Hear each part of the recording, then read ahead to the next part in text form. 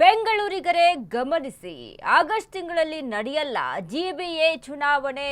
ನಿಮ್ಮ Ashwavega news big exclusive ವರದಿಯನ್ನ ಕೊಡ್ತಾ ಇದೆ. ಬೆಂಗಳೂರಿಗರೇ ಗಮನಿಸಬೇಕು, ಆಗಸ್ಟ್ ತಿಂಗಳಲ್ಲಿ ನಡೆಯಲ್ಲ ಜಿಬಿಎ ಚುನಾವಣೆ. ಇದು ನಿಮ್ಮ ಅಶ್ವವೇಗ ನ್ಯೂಸ್ನ ಬಿಗ್ ಎಕ್ಸ್ಕ್ಲೂಸಿವ್ ಸುದ್ದಿ. ವರ್ಷಾಂತಕ್ಕೆ ಚುನಾವಣೆ ಮಾಡಲು ಡಿಕೆಶಿ ಸರ್ಕಾರ ಪ್ಲಾನ್ ಅನ್ನ ಮಾಡಿಕೊಂಡಿತ್ತು. ಎಸ್ಐಆರ್ ನೆಪ ಒಡ್ಡಿ ಚುನಾವಣೆ ಮುಂದೂಡಲು ಪ್ಲಾನ್ ಅನ್ನ ಮಾಡಿಕೊಂಡಿದೆ. ಮತ್ತೆ ಎಸ್ಐಆರ್ ನಡೀತಿದೆ ಎಂದು ಸುಪ್ರೀಂಗೆ ಮನವರಿಕೆಗೆ ಪ್ಲಾನ್. ಜಿಬಿಎ ಚುನಾವಣೆ ಮುಂದೂಡುವಂತೆ ಸುಪ್ರೀಂಗೆ ಮನವಿ. ಡಿಸೆಂಬರ್ಗೆ ಚುನಾವಣೆ ಮುಂದೂಡಲು ಸರ್ಕಾರ ಮನವಿಯನ್ನ ಮಾಡಿಕೊಳ್ಳುವಂತ ಚಾನ್ಸಸ್ ಇದೆ, ಪ್ಲಾನ್ ನಲ್ಲಿದೆ. ಸುಪ್ರೀಂ ಕೋರ್ಟ್ಗೆ ಮನವಿ ಮಾಡಿದ ರಾಜ್ಯ ಸರ್ಕಾರ ಆಲ್ರೆಡಿ ಮಾಡಿಬಿಟ್ಟಿದೆ.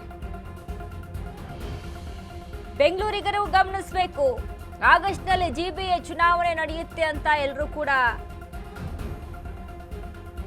ಕಾಯ್ತಾ ಇದ್ರಿ. ಬಟ್ ಇದೀಗ ಆಗಸ್ಟ್ ತಿಂಗಳಲ್ಲಿ ಚುನಾವಣೆ ನಡೆಯೋದು ಡೌಟ್ ಇದೆ.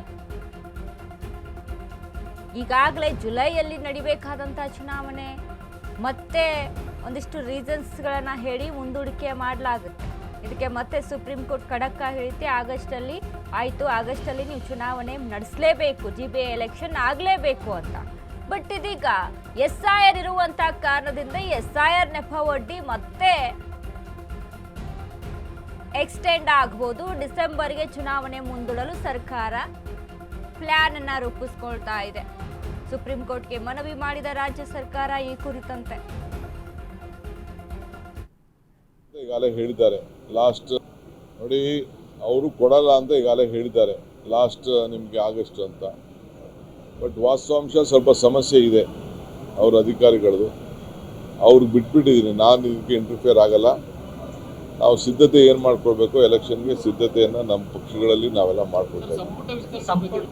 ನೋಡಿ, ಅವರು ಕೊಡಲ್ಲ ಅಂತ ಈಗಾಗಲೇ ಹೇಳಿದ್ದಾರೆ, ಲಾಸ್ಟ್ ನಿಮಗೆ ಆಗಸ್ಟ್ ಅಂತ.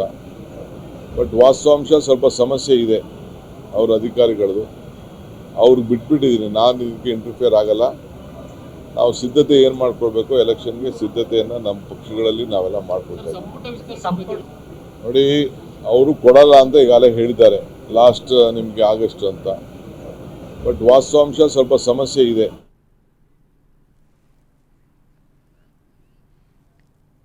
ಈ ಬಗ್ಗೆ ಮತ್ತಷ್ಟು ಅಪ್ಡೇಟ್ಸ್ ಅನ್ನ ಕೊಡ್ತಾರೆ ನಮ್ಮ ಪ್ರತಿನಿಧಿ ಪವನ್. ನಮ್ಮ ಜೊತೆ ಲೈವ್ ನಲ್ಲಿ ಜಾಯ್ನ್ ಆಗಿದ್ದಾರೆ. ಪವನ್, ಜಿಬಿಎ ಎಲೆಕ್ಷನ್ ವಿಚಾರಕ್ಕೆ ಸಂಬಂಧಪಟ್ಟಂತೆ ಜುಲೈಯಲ್ಲಿದ್ದಂಥದ್ದನ್ನ ಈಗ ಮತ್ತೆ ಎಕ್ಸ್ಟೆಂಡ್ ಮಾಡಿ ಆಗಸ್ಟ್ ಅಂತ ಇಲ್ಲಿ ಕೋರ್ಟ್ ಆರ್ಡರ್ ಅನ್ನ ಕೂಡ ಕೊಡುತ್ತೆ. ಬಟ್ ರಾಜ್ಯ ಸರ್ಕಾರ ಎಸ್ಐಆರ್ ಅನ್ನ ಮುಂದಿಟ್ಕೊಂಡು ಮತ್ತೆ ಇದನ್ನ ಎಕ್ಸ್ಟೆಂಡ್ ಮಾಡುವಂತಹ ಪ್ಲಾನ್ ನಲ್ಲಿದೆ ಅನ್ನುವಂಥದ್ದು. ಏನೆಲ್ಲ ಅಪ್ಡೇಟ್ಸ್ ಇದೆ ಪವನ್ ಈ ಬಗ್ಗೆ?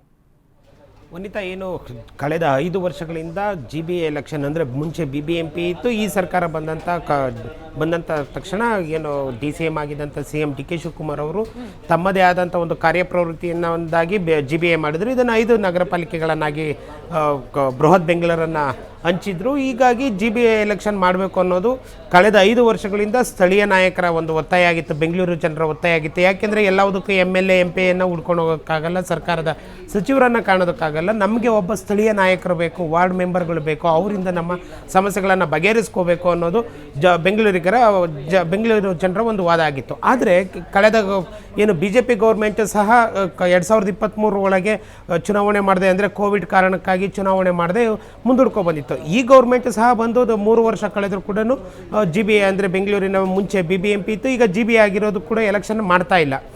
ಈಗ ಕೋರ್ಟ್ಗೆ ಒಂದು PAL ಹಾಕಿ ಸಾರ್ವಜನಿಕರು ಪ್ರಶ್ನೆ ಮಾಡಿದರು. ಇದಕ್ಕೆ ಉತ್ತರಿಸಿದಂಥ ರಾಜ್ಯ ಸರ್ಕಾರ 2 ಟೈಮ್ ತಗೊಂಡಿತ್ತು. ಒಂದು ಟೈಮಲ್ಲಿ ಮಾಡೋಕ್ಕಾಗಲಿಲ್ಲ, 2ನೇ ಬಾರಿ ಟೈಮ್ ಕೊಟ್ಟಾಗ ಅದು ಡೆಡ್ಲೈನ್ ಟೈಮ್ ಆಗಿತ್ತು, ಆಗಸ್ಟ್ ಒಳಗೆ ನೀವು ಚುನಾವಣೆ ಮಾಡಲೇಬೇಕು ಎಂದು ಸುಪ್ರೀಂ ಕೋರ್ಟ್ ಆರ್ಡರ್ ಮಾಡಿತ್ತು.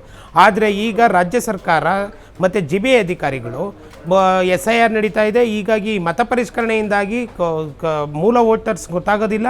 ಆ ಮತ ಪರಿಷ್ಕರಣೆ ಕಂಪ್ಲೀಟ್ ಆದ ನಂತರ ನಾವು ಚುನಾವಣೆಯನ್ನು ಮಾಡೋದಕ್ಕೆ ರೆಡಿ ಇದ್ದೇವೆ ಅಂತಂದೇಳಿ ಹೇಳ್ತಾ ಇದ್ದಾರೆ. ಇತ್ತ CM DK ಶಿವಕುಮಾರ್ ಸಹ ಇವತ್ತು ಬೆಳಗಾವಿಯಲ್ಲಿ ಮಾತಾಡಿ ಏನು ಹೇಳಿದ್ದಾರೆ ಅಂದರೆ, ಜಿಬಿಎ ಚುನಾವಣೆಗೆ ಪಕ್ಷದ ವತಿಯಾಗಿ ನಾವು ರೆಡಿ ಇದ್ದೀವಿ, ಆದರೆ ಸರ್ಕಾರದ ವತಿಯಾಗಿ ಕೆಲವು ಅಡಚಣೆಗಳಿದ್ದಾವೆ, ಅಂದರೆ ಮತ ಪರಿಷ್ಕರಣೆ ಆಗ್ತಾ ಇದೆ, ಹೀಗಾಗಿ ಮಾಡೋದು ಕಷ್ಟ ಅನ್ನೋ ಒಂದು ಅರ್ಥದಲ್ಲಿ ಹೇಳಿದ್ದಾರೆ. ಅದಲ್ಲದೆ ಈಗ ರಾಜ್ಯ ಸರ್ಕಾರದ ಕಡೆ ಅಂದರೆ GBI ಅಧಿಕಾರಿಗಳು ಸುಪ್ರೀಂ ಕೋರ್ಟ್ಗೆ ಒಂದು ಮನವಿ ಮಾಡಿದ್ದಾರೆ. ಆಗಸ್ಟ್ ಒಳಗಾಗಿ ಚುನಾವಣೆ ಮಾಡೋದಕ್ಕಾಗೋದಿಲ್ಲ, ನಮಗೆ ಡಿಸೆಂಬರ್ವರೆಗೂ ಟೈಮ್ ಕೊಡಿ, ಇನ್ನು 4 ತಿಂಗಳು ಅವಕಾಶ ಕೊಟ್ಟಲ್ಲಿ ನಾವು ಚುನಾವಣೆ ಮಾಡಬಹುದು ಅನ್ನೋದನ್ನ ಮುಂದಿಟ್ಟಿದ್ದಾರೆ. ಈಗ ಕೋರ್ಟ್ ಅದ್ರ ಬಗ್ಗೆ ಏನು ನಿರ್ಧಾರ ತೆಗೆದುಕೊಳ್ಳುತ್ತೆ ಅನ್ನೋದು ಕಾದು ನೋಡಬೇಕಾಗಿದೆ. ವನಿತಾ, ಥ್ಯಾಂಕ್ ಯು ಪವನ್, ನಿಮ್ಮೆಲ್ಲ ಅಪ್ಡೇಟ್ಸ್.